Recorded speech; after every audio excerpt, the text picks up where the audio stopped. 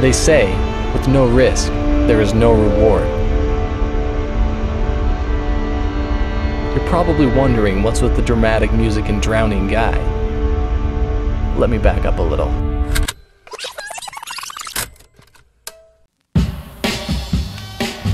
It was early summer, and I was trying to figure out why the car I just bought was leaking coolant everywhere. It was an impulse buy that I immediately regretted. Just then, I got a phone call. Paul freaking Jones. This ought to be good. Our friendship mostly consisted of schemes we planned to mess with people, like starting a rumor that ended up on the front page of our local newspaper. He was real excited about something to do with Jackson Hole, surfing, and a guy named Fitz. The cupboards were bare from the first time I saw the hinges were rusted. It nurtured the starter. The cupboards were bare from the first time I saw the hinges were rusted. It nurtured the starter. My steps to you. What's up, Paul? Where's your car? It's right there. It made it, huh? Got a sleeping pad for you. There's a bed right there. A couple hours after the call, I made it to Jackson. Paul filled me in on the story his friend Fitz told him earlier that day. So basically, 1977, Fitz came here from California, and he was a guide for one of the companies, and him and his buddies were going down the river every day. And around one day, they saw that the rapid lunch counter was surfable, and they're like, I think we could surf that. That was probably the first time that thought crossed anyone's mind. It was getting late, so Paul showed me to my new home / ambulance and reminded me that a lot of people probably died in there, and it was haunted. Just the story I needed before I went to bed.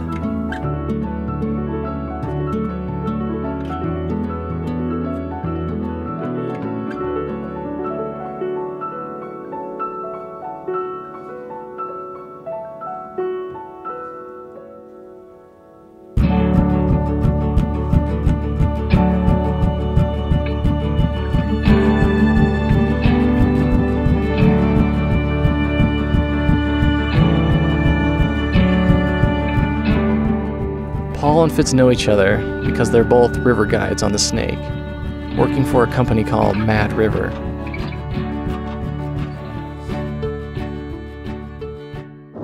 How long have you been doing this? This is my second trip. No, actually this is my 7th year of guiding. But I started working on the river in '76. And that year I started kayaking too, whitewater kayaking, at about the same time. But I haven't been doing it, every year. Today, like in at least the Snake River Canyon, right now it's running at 10,000 cubic feet per second. And that's how they measure river flow. I soon learned that the river changes a lot depending on the flow. Like the lunch counter especially, as the higher it gets, the bigger it gets. The rapid we're interested in is called lunch counter, because only for about a week out of the year, it becomes surfable. So it does it around 11,000 to down to like 8,500 CFS, and it'll do it while the river goes up and then it comes down. But sometimes, some years it's only a couple days. Some years it could be like a week or two. So you just never know when the surf's good.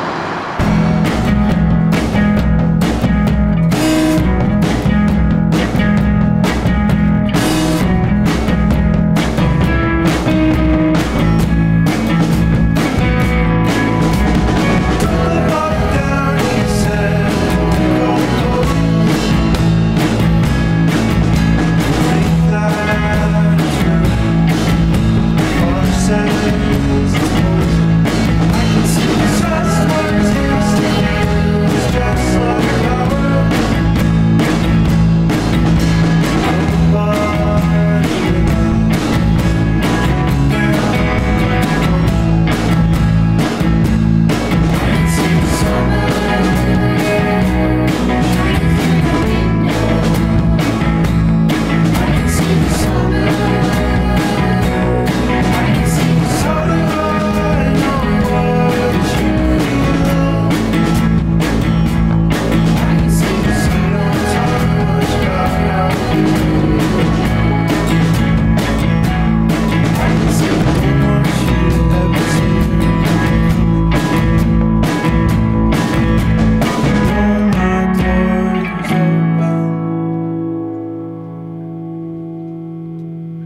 They did a body glove, came here and did a segment for Surfer Magazine in the 70s.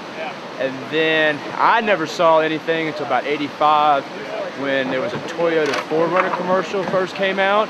And there was two dudes surfing a river. And they were surfing on longboards. And then that same year, I think a Mountain Dew commercial came out and they were surfing. And then it seems like the last about 10, 15 years, there's been a solid crew of probably about 10 or 15 surfers from around here that show up. And we have some other people that show up from out of town, and it's a pretty solid crew now. Super fun. This is the first guy that did it right here. Yeah, that's the guy right there, the first guy that did it. But in 1977, these two other guys and I were looking at this wave and said, hey, this thing really looks surfable, you know, with a surfboard, stand-up surfboard. So we all went down there after work one day and we were giving it a try. And at the time we were backing in like you would a regular surf wave, like here's a standing wave. And so we'd jump in above the wave and then float down to it and paddle like crazy and try to catch the breaking part of the wave and surf. Well, it took us a bunch of tries, and then finally all of us were belly boarding it real well and turning on our bellies. So we were trying to stand up and falling off every time. And finally, I actually got the very first stand-up ride, and I finally stood up and I was going, oh my God, I'm on the wave. It's like that. And I got about a 30-second ride, maybe even a little longer, made some turns and everything. That was the first time anyone had stood up on lunch counter. Just the fact that like Fitz and his bros were like looking at this wave and they were like, I think I can surf that is awesome in 1977. You know, they're like, there was no, hey, you guys should surf that. It was like, hey, we could probably surf that. And they went out and they surfed it. So I got all excited. I was like, oh my gosh, Fitz, I gave him a high five like 4 times. I was like, you're a legend, man. I think that day I was the only one that did it that day, and we came back down a few days later and we all were riding it, you know, so the 3 of us were really the first. Steve Osmond, Steve Hahn, and myself. And now you go down to the rapid and all you see are people surfing lunch counter. It's a big thing. Fitz is now 63 years old. It's been 6 years since he's gotten up on the wave due to severe arthritis in his hip. He just had it replaced 2 years ago and wanted to see if he could now get back up. So, I'm Cam Fitzpatrick. I am Mike Fitzpatrick's son. I'm 19 years old and I grew up here in Jackson Hole, Wyoming. Cam is Fitz's son. Turns out he's pretty good at snowboarding and was even featured in Snowboarder magazine. And this is, you know, kind of neat. This is fits like a glove. They made that one up, so does lots of free ride, freestyle type stuff, park and pipe mostly. Some big mountain stuff. So I'm a proud dad. Cam is going to tag along with us on our adventure. I think the last time I actually got a ride on this thing was about 6 years ago, so yeah. Time to try out the new hip. I got a total hip replacement right hip. All right, Fitz. All right. See you over there. Now that they were all suited up, Fitz was ready to make his first attempt. Don't you see in your song? Don't you ride in the road? What's the worst that's ever happened? Couldn't keep and go. Don't you tell any story? Don't you read the news? I will tell you all my problems. I couldn't stop now, even if I wanted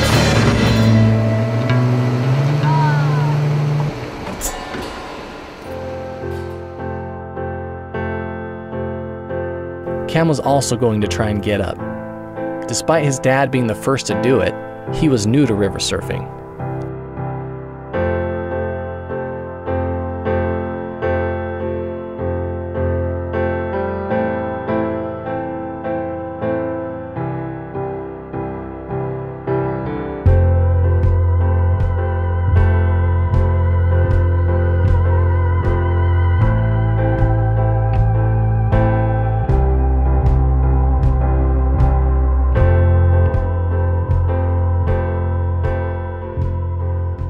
my dad kind of raised me and put me into the river really young. I started kayaking when I was 6, and I've been kayaking ever since. And then he also skis during the winter, so he got me skiing when I was 2 years old. And I started actually snowboarding when I was 7, so I'm 19 now. And it's been a big journey, and I probably wouldn't be doing what I'm doing without him. I got to be a pretty good kayaker, and that was really still my favorite sport now, is kayaking, whitewater kayaking.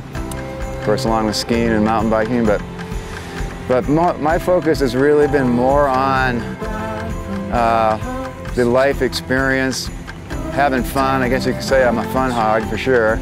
And I think if you can cram in as many fun times as you can during the short time here, you know, in this world, the better. You know, you can have fun with your friends, you can, you know, have these experiences. Ironically, 2 of Cam's friends randomly showed up to see if they could also get up on lunch counter. Unfortunately, they were having about as much success as we were.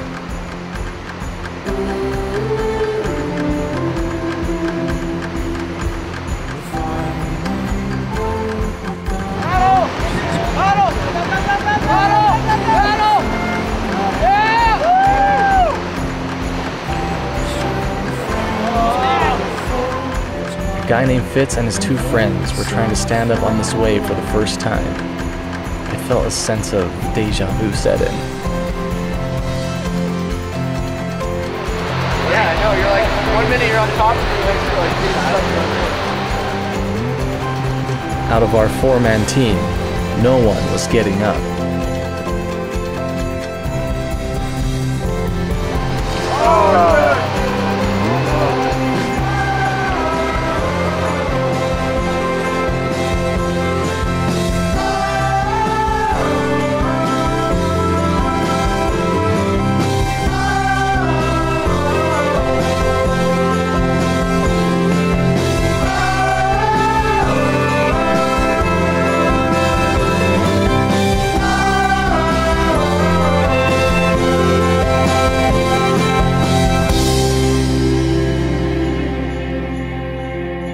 Give it one more go with the big board.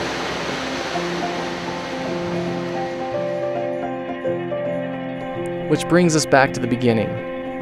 Don't worry, he's fine. He was actually really enjoying himself in spite of all the water he was swallowing. He told me that as Cam has gotten older, the 2 of them haven't had as much time to hang out anymore. This is a great opportunity for me to be down here with Cam. It's awesome. It's cool being out here. Like, we've never been out here surfing on surfboards together. We've always been here like boating and stuff. But it's so fun. It's like our beach in Wyoming. As the day went on, everyone was starting to get tired, especially Fitz. Sometimes you get old and feeble and you can't do it anymore, but I think I'll keep practicing and try to get back out there, maybe a little shorter board. But I gave it my damnedest out there. I just didn't quite have it, you know. Cam, on the other hand, was going to give it one more try.